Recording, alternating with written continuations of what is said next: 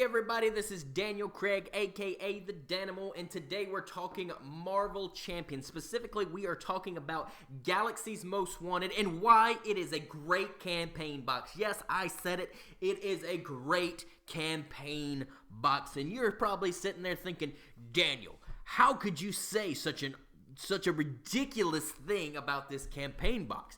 Have you not felt the frustration? Did you not suffer the way I suffered? What? Are you just a delusional person?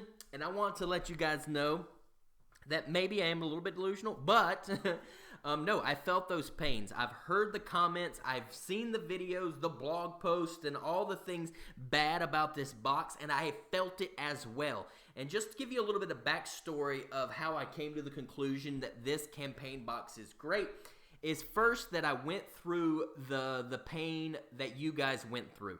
I played the box and I got to a point where I didn't want to play Marvel Champions anymore. Yep.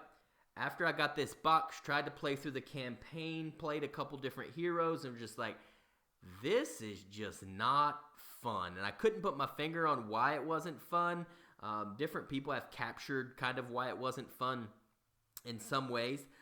So I stepped away from it for a while, actually came back, played with the heroes that came in the box, Groot and Rocket, outside of the campaign, played against some of the villains we already had, and kind of enjoyed the game that way. But I decided to revisit it afterwards, and several months ago at this point, I revisited the box, and I was like, I'm going to figure out a way to enjoy this. I want to enjoy this experience. I think there's a lot of good things here maybe, but I need to experience it in a different way, in order for me to really enjoy this campaign box. And I've actually come to love the campaign box. I've come to love and appreciate what it's offered, what it's brought to the game, and how it's expanded the game in a variety of different ways. And so that's what I want to do today, is I want to encourage you to understand why this campaign box is great and what makes it good. Now, I'm not delusional. I know there are frustrating things about this box, and ultimately, if this campaign box just isn't for you, that's totally fine, and I get that, but I want to explain to you what I think is good about it. So that's the objective of this video, is to talk about the good in this campaign box. What is good about it? What makes it enjoyable? What makes it great? If you really give it a chance and you really try to dive in and understand what is going on.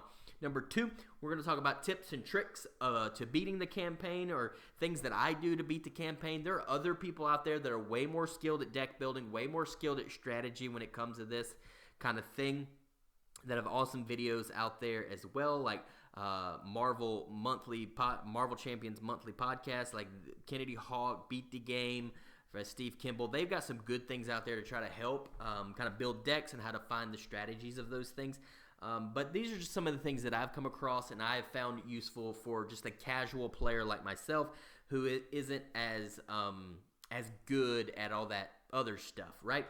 And then lastly, we'll talk about the modifications, ways that maybe we can modify this game in order for it to be more enjoyable. And there's plenty of people who've offered different modifications, but I just want to offer mine here as well. So, number 1, let's start with this. Why it's great. It changed the way we built decks. It changed the way we played the game.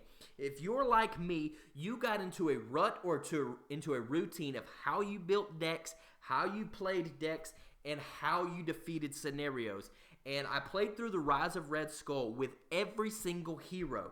And what I discovered is I was building the decks very similarly from hero to hero to hero, because I knew what it took in order to beat that campaign. I knew what had to be done. And ultimately, I would just go with a Justice hero. We would build this tableau that could handle any kind of threat that come up, and then we would slowly ping away the villain until we found victory.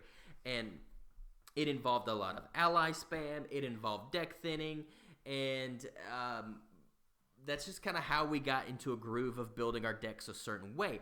But Galaxy's Most Wanted comes in and changes the way you build decks. And that's probably why it frustrated you at first. It's why it frustrated me at first, is I knew what a good deck looked like. I knew how to play this game really well. I was playing on Expert a lot. I was doing some heroic challenges.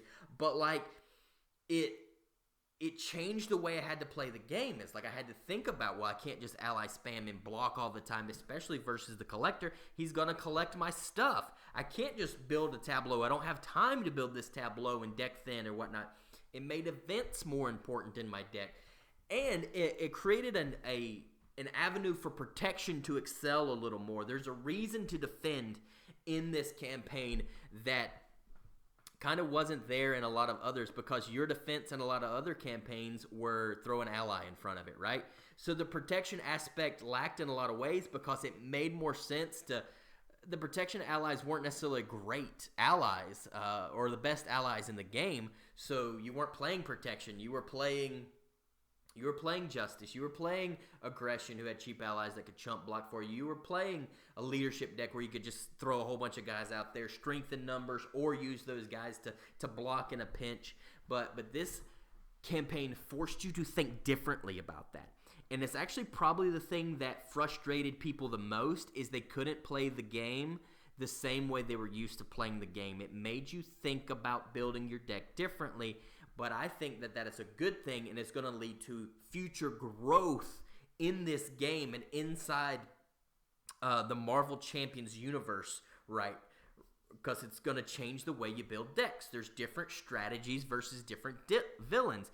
And so that is the second thing that I think is cool about Galaxy's Most Wanted, that each villain had a unique thing going on. And sometimes they had like 2 or 3 things going on, which kind of made it frustrating. Like Nebula has like 2 or 3 different things going on. She's taking your cards. She's got the techniques. There's evasive counters that you got to deal with on top of that. So she had like several things going on. But the scenarios were unique. There were alternate villain conditions to winning. There were alternate hero ways that you had to win the game.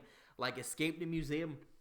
Inside the campaign, Escape the Museum is probably my favorite scenario because it changed. You had time to build up a tableau, but you also had to think, how are we going to get to the end of this? You can fight your way through by just beating the collector several times and whittling him down, but you also had to thwart your way through. And kind of the guys that kind of popped up during the middle of that, the Psionic Ghost and the guard minions, little robot things, and Star Shark, so it still provided enough of a challenge. And the collector got stronger the further you got closer to the exit you got. So that was unique. That was cool. That was something to think about as you played the scenario. So it provided... No 2 villains in this box were the same. If you played Rise of the Red Skull, you probably felt like, you know what, every villain's kind of starting to feel the same at this point. Not with Guardians of the Galaxy. Every scenario was unique. Also, you got the spaceship battle, right? There's a spaceship involved, the Milano, and you could use that. A little bit of a feel bad in regards of like, hey, we're going to give you this spaceship, and then like 3/4 of this scenario, you're not really going to be able to use the Milano to do anything other than what you have to do with him. We're not even going to give it to you in one scenario, and then in all the other scenarios, we're going to have to make you use it in certain ways that we tell you have to use it. So that I get the bad parts about that, but ultimately having that spaceship, and that's, oh man, just spaceship, cool stuff. The next thing is the market and the consequences associated with the market, right?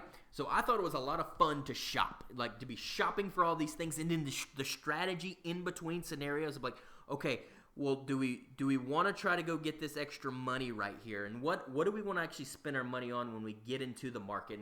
And thinking about how different heroes synergize differently with different cards that are in the market, right? So it kind of created fun outside the game. A lot of people talk about, and I've heard it talked about, the game outside the game. The game you're playing in your mind, like during the deck building process, which is one of the funnest parts of the game, right? Is building the decks and trying to think about what cards should I be adding to my deck building. And the market offered some variety in that. And so that's one of the things that I loved about this campaign, is because different heroes synergize with different cards, and there's different tactics about how much money, how many units do I really need to have in order to add cards to my deck. Do I just want all the cards? Do I just want the expensive cards? Like, which cards do I actually want to be adding to my deck? And so like that provided a lot of fun, and there was consequences for being greedy. That's phenomenal with the Galaxy, the Guardians of the Galaxy. That's part of it. Rocket's greedy. He wants money all the time. He wants to just blast things away so that he can get money, and that could create consequences in the future. I thought that was a lot of fun, and I hope that there are more things like that in the future, and it doesn't become just stale. Like, I've seen the Mad Titan Shadow and some of the campaign upgrades you get throughout that campaign, and I think it's fun. I think it's going to be exciting to kind of get those things. But man, just the fun of shopping in the market and the deck building in between, I don't know. I just found a lot of joy in that, and I hope to see that more in the future, or see it again in the future. And the next thing we got here is the modular sets. Now, the modular sets paired up with inside the campaign may be frustrating and stuff, but outside of the campaign, these modular sets, being able to add them to different villains, really does create some cool, unique builds and villain encounters, right? So, obviously, surely we've all played this by now, or at least thought about playing it, the Galactic Artifacts with Red Skull. All those different side schemes mixed in his side scheme deck that are providing good benefits, but there's also bad things associated with them. Like, that was fun. You got the Band of Badoons. I love the Band of Badoons. I've probably added the Band of Badoons to more modulars because, I like minion-heavy scenarios. I think that's a lot of fun where they've got these different armies coming out and stuff. But they do have some boost effects that can hurt you pretty bad, and they have some guys that are patrol, and they have some guys that are going to retaliate against you if you attack it. So you got the Warlord who's going to overkill your minion and stuff, or your allies and stuff. So just the different things that those minions bring to the game, I thought was a lot of fun and made it interesting. And the Kree Militants, man, those guys are tough. They're beefy guys, and they're coming out, and they're hitting hard, and they got crazy boost effects and stuff. But honestly, they're not as hard as like the Anachronauts, right? So like it's a step down from that, but it does create a scenario where you got Rhino, maybe Rhino's breaking in, trying to get the Vibranium or whatever, but you're playing with Star-Lord, so the Krees are trying to come and stop Star-Lord by helping Rhino get the Vibranium and stuff. So kind of cool thematic things going on there as well. The Madri Medley, or however you call it, just a minion heavy scenario there, and creating some new unique things that are going on there. And the Star Shark, very unique, very beefy guy, just having a shark that can come out, that's really cool. And then the Space Pirates who are coming and stealing your stuff, and you gotta like always make a calculated effort to figure out, okay, well, how do I mitigate? Because all those guys come out and they're like quick striking you because they're trying to come in and like take your stuff. And so a lot of times you have to exhaust to block that attack just so you don't lose things. And one of the things I don't like is my stuff getting taken. However, I do enjoy the modularity of being able to add that as an aspect to the game where somebody can come in and take like the upgrade that I needed, that I was getting ready to play or something. I have to like think and contemplate that. So cool modular sets that can be added to a lot of scenarios. And then lastly, as what makes it great is it's thematic, right? We're in the galaxy now. We're facing a galactic threat here. We're also this was introduced with the Guardians, who are a blaze of glory kind of group. They want to go down in a blaze of glory in how they fight, and a lot of these scenarios force you to play that way. And also, it forces you to play as a team more, which might be one of the reasons it frustrated us that I played true solo most of the time as well before this campaign box, but now this campaign box has made me appreciate two-handed solo, made me appreciate playing two players at one time more, where before it was a hassle. Now I kind of find some joy in it as well.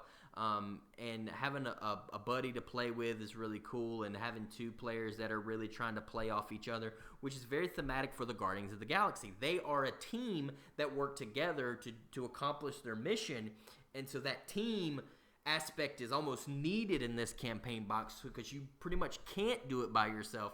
There are ways to do it, and there are people who have beaten this campaign on true solo, and there are ways to do it, but more so, it's more thematic for you to have to work together as a group to defeat this galactic threat that is Ronin, who hits like a truck, and he's coming to take what is his.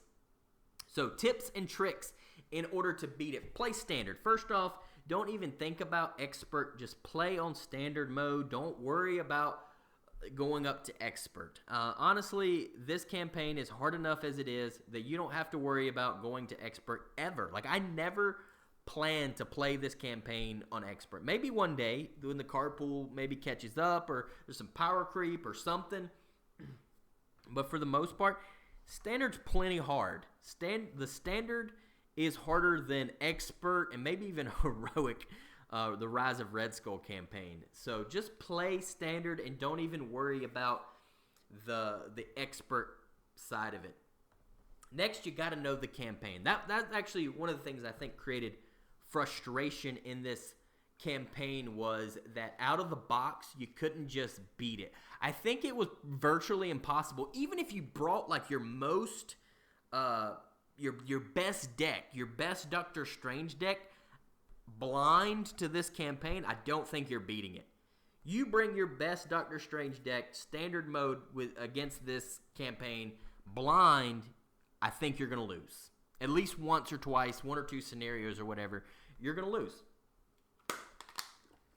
So you have to know the campaign. You got to know what's coming up. You got to know the consequences for killing this thing here. So when you're reading the book, go ahead and read the victory side of things and see what's coming up and see what you want to get those extra units, but also see what happens if you kill the Badoon or if you have certain things that are in play at the end of the game or whatever it may be. Know the campaign and know what's coming up and know the threats that are coming up. So next thing is, don't kill the Headhunter. Just don't kill the Badoon Headhunter, because that guy is evil and he brings out worse things than the units that you get from killing him.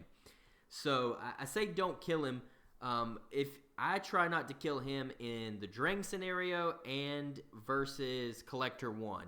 I do end up killing him versus the Collector 2, Escape the Museum. I try not to kill him versus Nebula, because those Headhunter cards being added to the deck from scenario to scenario with Surge on them is just awful and just creates the Surge fest that already exists inside the campaign itself.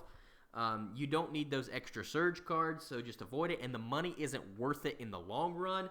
So usually I don't spend any units until I get to scenario 3, and I may not even spend units then. I might save them right before Nebula to get the higher costing cards to get what it is I want to get for that scenario versus Nebula, because Nebula, she's a tough battle, so you're going to want the right tools. So don't worry about killing that Headhunter. One of the things I've already said, but play two-handed. Play two heroes at one time. This campaign is more designed for people for it to be played with a buddy or two, to be more group played, and I think that's thematic because the Guardians of the Galaxy, that's what they do. They're a team, right? More so than not that the Avengers aren't a team, but the Avengers, a lot of them have their own individual solo stories on their own, but the Guardians of the Galaxy, they always seem to be working together in some way, shape, or form. So play two-handed, play two heroes at one time. This really kind of gives you room to breathe, gives you room to play off each other, gives room to work together in order to defeat the campaign. So play together. Some other things that to consider is win fast. Collector 1, infiltrate the museum. You just wanted to beat that guy fast. You want to beat Nebula fast. You want to beat Ronin fast. This Blaze of Glory kind of mentality of defeating, like, don't worry about side schemes, don't worry about minions, just blast through the bad guys, which sometimes may not necessarily be the most fun way to play. I get that, and I agree with that sentiment in some regards, but sometimes you just gotta blast your way through. You just gotta fight your way through. Don't worry about the minion side schemes, whatever. Blaze of Glory kind of mentality of getting through these bad guys as well. Next thing, Wraith, awesome ally that came with Nebula, being able to kind of a target acquired on a stick. Granted, you have to be in hero form to use that interrupt, but target acquired and Wraith, being able to cancel some of these nasty boost effects in this campaign, very good, very helpful. You can stun and confuse lock the villain, but you want to do this when possible. Stalwart was introduced to this game, which ultimately I think is a good thing because it was easy for solo players to stun, confuse lock the villain to the point where like it made it very predictable about what was going to happen in the villain phase. And every time you canceled one of those activations, it prevented basically half of the villain's turn, which is good. But so I'm glad Stalwart was introduced to the game so that it would create unique and different ways to think about building the game. However, every villain in this game has a way to remove the Stalwart keyword. So Drang's Spear, you can take that off of him. Ronin's Hammer, universal weapon, you can take that off of him. Now, granted, you got to be careful about when you're going to take that off. Nebula, I think she's kind of cool because you don't necessarily know when she's going to get that technique to make her Stalwart, so there is some kind of strategy to that. But if you can stun and confuse lock the villains in this game, like you shut them down and make it hard for them to defeat you because they're locked up, right? Avoid defeating the galactic artifacts in Escape the Museum. Those things are actually going to come back and haunt you. I think it's the teapot that has the hazard icon that's going to give you an extra encounter card. That's the only one I ever typically is. I think it's the teapot that I worry about defeating because I don't like having that extra encounter card, and it's usually harder to deal with than just getting rid of that card and getting the effects of it or whatever. But those galactic artifacts are going to give Nebula a huge boost in her scenario, so you just want to try to not give Nebula the advantage there. And if you can, try your best not to have the Power Stone at the end of Nebula to avoid getting that extra counter card versus Ronin. So don't have the Power Stone. Try to strategize in such a way where you don't. And also make sure there is at least 3 evasive counters on Nebula's ship, because that's going to hurt you in the next scenario versus Ronin. So,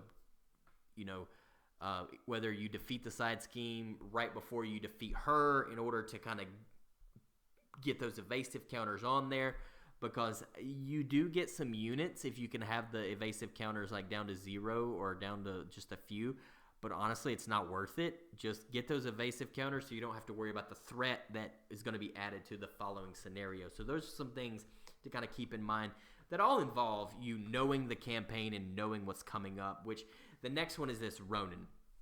So either don't include Kree Supremacy or defeat it first. Have a plan when you're deck building to take care of the side schemes right away. Ultimately, you got to take care of Kree Supremacy first and then worry about Pincer Maneuver, because Pincer Maneuver, those acceleration tokens are awful and bad and can really push Ronin over to his stage 2 of his main scheme. And once you make it to stage 2, you can get locked up pretty hard there. So you want to try to avoid that. But Kree Supremacy, those extra encounter cards are real bad, so you want to stop them. So that should be priority number 1. Also, don't always remove the weapon. Think about when you want to remove that weapon, and I usually try to think, can I confuse him or stun him right now? If I cannot confuse or stun him right now, leave the weapon on him, get an ally out, use the ally to chump block. And then the next one is take him down fast. 3 rounds. If you can take out Ronin in 3 to 4 rounds, you can win maybe most of the time, or at least half the time, right? If you can take him down, deal with his initial onslaught of side schemes and badness he has, and then go in for the kill. Just take him down, defeat him, lock him down, defeat him in 3 to 4 rounds, and you can win half the time with that strategy, which honestly, versus Ronin is pretty good. And then lastly, pray. You just pray that the encounter cards fall right. If he gets this fanaticism early on and you don't have a way to deal with a fanaticism, there are ways to deal with fanaticism. And it just really stinks that they gave you very, very, very few options to deal with it, because you can't be tough, you can't ally block, there's so many ways that it just nullifies how you would normally deal with an attack. So that's rough. But you just pray that the cards fall correctly and that you can do what you need to do to defeat Ronin. All right. There are ways to modify the game in order to make it more enjoyable for you. So here are some of the modifications I'm coming up with. So if you don't have a problem with house rules, here are some potential house rules that may make it more enjoyable without, I think, taking away from the essence of the game. I think some house rules take away from the essence of the game, and I try to avoid those.